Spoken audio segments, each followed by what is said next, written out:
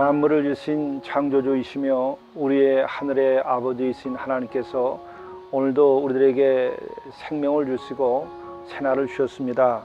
하나님께서 원하시는 바대로 하루를 창조해 나가고 순간순간 성령의 인도하심 따라 우리가 살아갈 수 있기를 간절히 바랍니다. 함께 묵상하시겠습니다. 너를 축복하는 자에게는 내가 복을 내리고 너를 저주하는 자에게는 내가 저주하리니 땅의 모든 족속이 너로 말미암아 복을 얻을 것이라.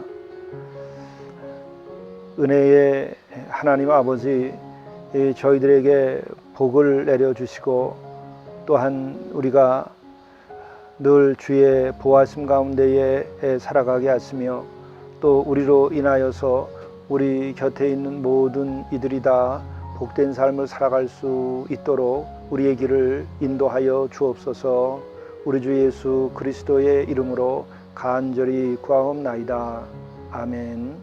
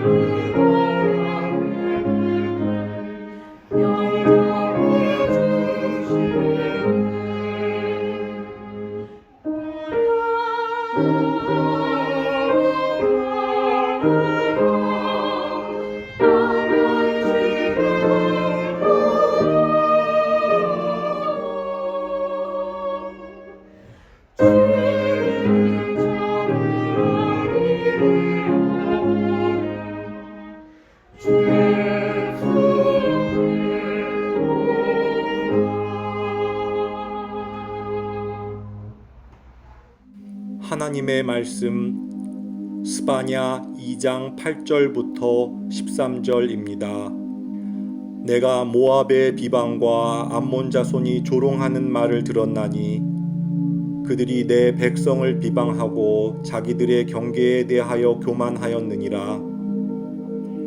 그러므로 만군의 여호와 이스라엘의 하나님이 말하노라.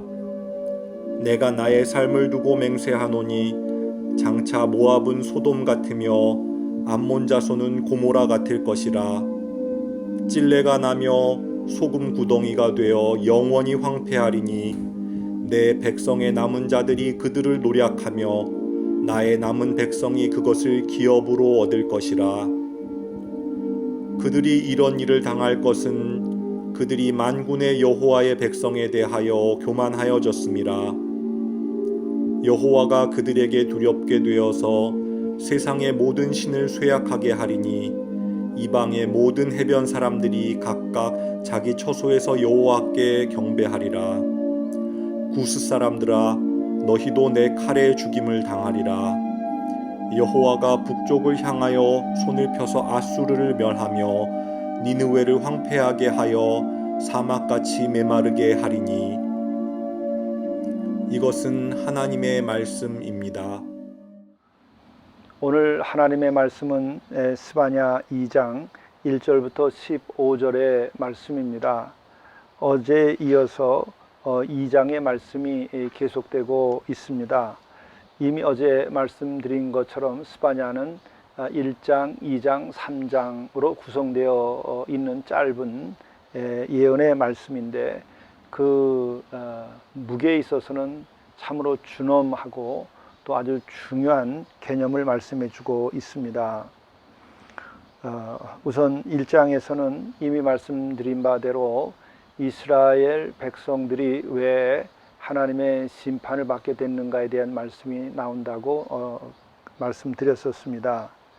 그리고 또한 2장 말씀에서는 열방이 왜 심판을 받게 되는가라고 하는 그 내용을 통해서 하나님의 그 역사 통치의 그 방향 또 그 내용이 무엇인지 우리에게 알려주고 있는 것이죠. 오늘은 2장에 해당하는 말씀입니다. 그 2장의 말씀을 보게 되면 이제 이방 사람들이 왜 심판을 받는가 8절 말씀부터 보겠습니다. 내가 모압의 비방과 암몬 자손이 조롱하는 말을 들었나니 그들이 내 백성을 비방하고 자기들의 경계에 대하여 교만하였느니라. 하나님께서는 이스라엘 백성들을 택하여서 그들에게 하나님의 말씀을 주고 그 말씀에 따라서 살며 또 사회를 그렇게 율법 사회로 이상적인 사회로 만들도록 요청을 받았던 것이죠. 근데 그렇게 살아가는 이스라엘 백성들을 향하여 주변에 모압, 암몬 이들이 이 이스라엘 백성들의 그 같은 삶에 대하여 도전을 하고 비방하고 그리고 조롱을 했죠. 이와 같은 것들이 결국은 또 힘이 많이 미쳐서 이스라엘 백성들이 흔들리는 일도 생기고 또 이스라엘 백성들이 그것에 영향을 또 많이 받았던 것이죠. 그래서 바로 내 백성을 비방했기 때문에 심판하겠다고 하는 것입니다. 이것은 무슨 말일까요? 바로 하나님의 말씀에 대한 비방, 도전으로 하나님께서는 생각하시는 거죠. 왜냐하면은 그 이스라엘 백성들에게 처음에 주어졌던 그 율법 사회 또 율법적인 삶 이것에 대한 비방과 도전이기 때문에 그렇고 또 오늘 나오는 말씀 자기들의 경계에 대하여 교만하였느니라. 경계에 대하여 교만하였느니라는 것은 무슨 말이겠습니까? 이스라엘 백성들에게 가나안 땅에 들어가게 했을 때 하나님께서는 제비를 뽑아서 이스라엘에게 각 지파별로 땅을 주었습니다. 그리고 그렇게 해서 이스라엘이 가나안 땅에 들어가게 됐죠. 그런데 모압과 암몬과 같은 이들은 그렇게 하나님께서 지어주신 경계를 허물어 버리죠. 힘이 있다고 교만해서 이스라엘이 차지하고 있었던 그 터를 암몬 자손과 모압 자손들이 점령을 해버리고 또 이스라엘에게서 어려움을 겪은 것이죠. 그와 같은 것, 곧 여호와 하나님께서 원하시는 말씀에 따라 세워주는 그 율법 사회, 그것에 대한 도전과 그리고 또한 그 율법을 지키고 살아가는 거룩한 삶에 대한 비방, 조롱, 그리고 또한 하나님께서 주어주신 경계를 넘어서 그것을 빼앗는 것에 대하여 하나님께서는 심판하겠다고 하는 것입니다. 9절 말씀, 그러므로 만군의 여호와 이스라엘의 하나님이 말하노라. 내가 나의 삶을 두고 맹세하노니 장차 모압은 소돔 같으며 암몬 자손은 고모라 같을 것이라. 찔레가 나며 소금 구덩이가 되어 영원히 황폐하리니 내 백성의 남은 자들이 그들을 노략하며 나의 남은 백성이 그것을 기업으로 얻을 것이라. 참으로 소돔과 고모라가 멸망을 당한 대표적인 도시였고 경우였었습니다. 바로 소돔과 고모라처럼 암몬과 모압이 그리 되리라, 이렇게 하나님께서 심판의 말씀을 하시는 겁니다. 여기에 대하여 우리가 다시 한번 생각해야 되는 것은 하나님이 너무하시는 것이 아닌가, 어떻게 이렇게 무섭게 심판을 하시는 것일까. 그런데 하나님의 그 심판을 하려고 하는 그 내용을 보게 되면 우리들이 이해가 가는 부분들이 생깁니다.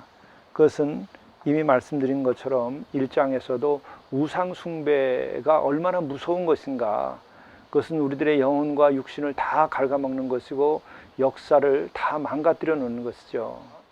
또 오늘은 표현하기를 모압과 암몬 자손들이 조롱하고 비방하고 하는 것은 여호와 하나님의 통치와 그 질서를 조롱하는 것입니다. 그렇기 때문에 하나님께서는 그대로 둘 수가 없습니다.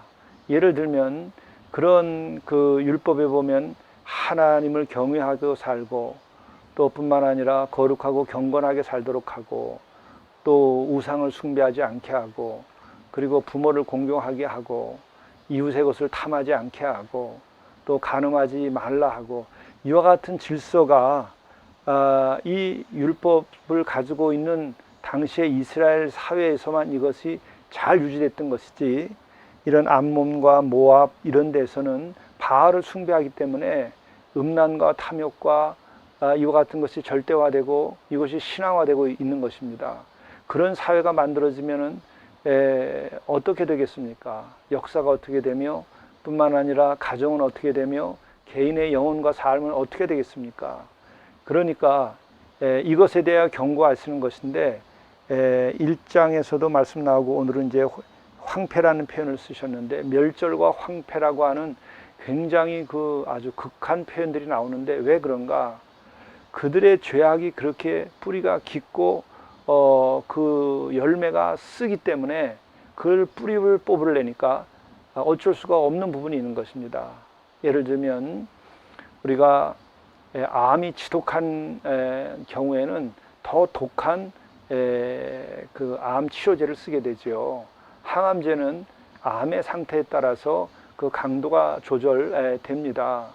그렇기 때문에 하나님의 이 멸절과 황폐라고 표현이 될 만한 그 심판의 내용은 그만큼 중한 범죄를 저질러서 인간이 인간답게 살 수가 없게 되고, 인간의 도리가 무너지고 역사가 왜곡되고 정상적일 수 없기 때문에 이러한 심판과 표현이 나오게 되는 것입니다.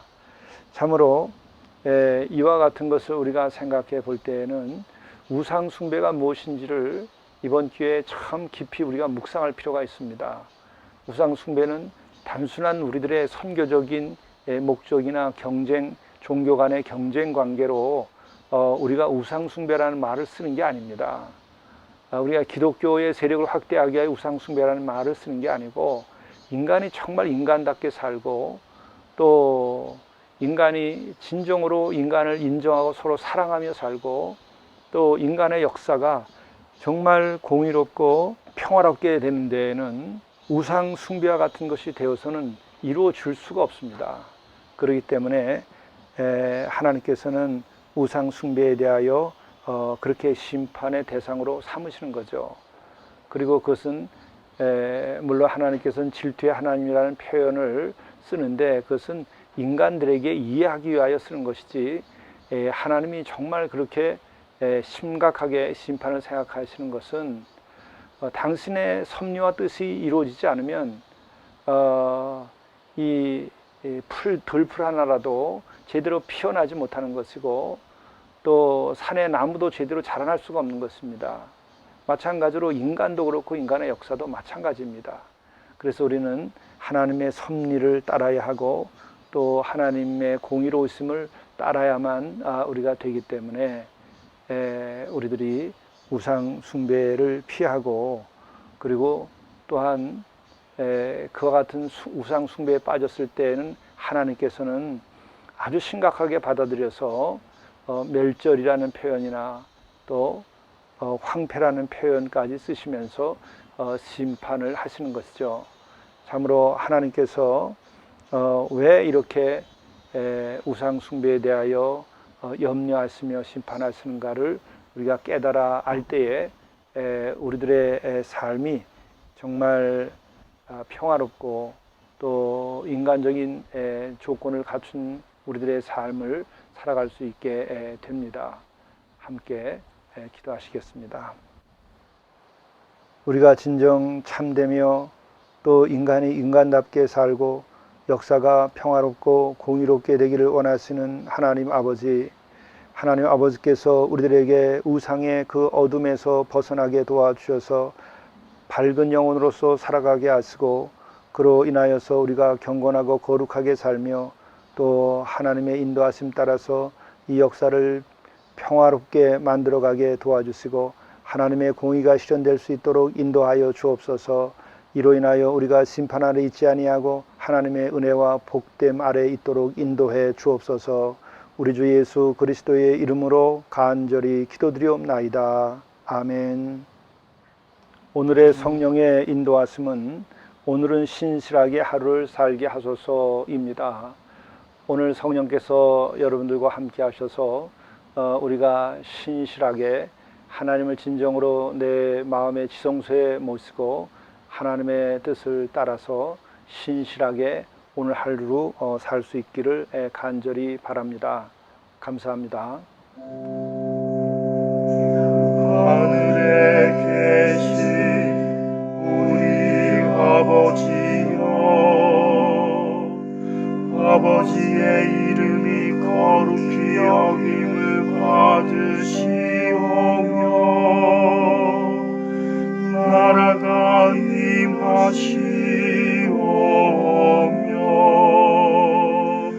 뜻이 하늘에서 이루어진 것 같이 땅에서도 이루어지이다.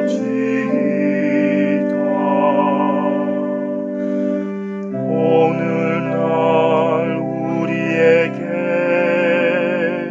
일용할 양식을 주시옵고 우리가 우리에게 죄 지은 자를 사하여 준 것 같이 우리 죄를 사하여 주시옵고 우리를 시험에 들게 하지 마시옵고 다만 악에서 구하시옵소서.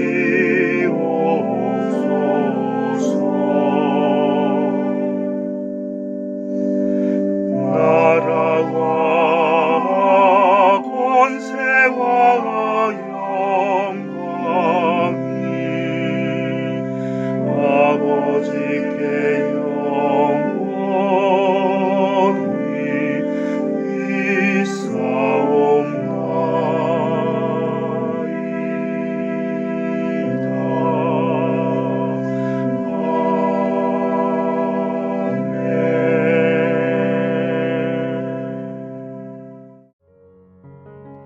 하루씩 이렇게 완결하십시오. 하루의 삶을 이렇게 사십시오. 매 순간 죄의 뜻 안에서 지금 여기에 충실하도록 행하십시오. 무슨 일을 하든 마음을 다하여 주께 하듯 하고 사람에게 하듯 하지 마십시오. 모든 것 위에 사랑을 더하십시오. 직업을 성직으로 여기고 기쁨으로 헌신하십시오. 주의 영광과 보람을 위하여 일하는 청지기적 삶을 사십시오.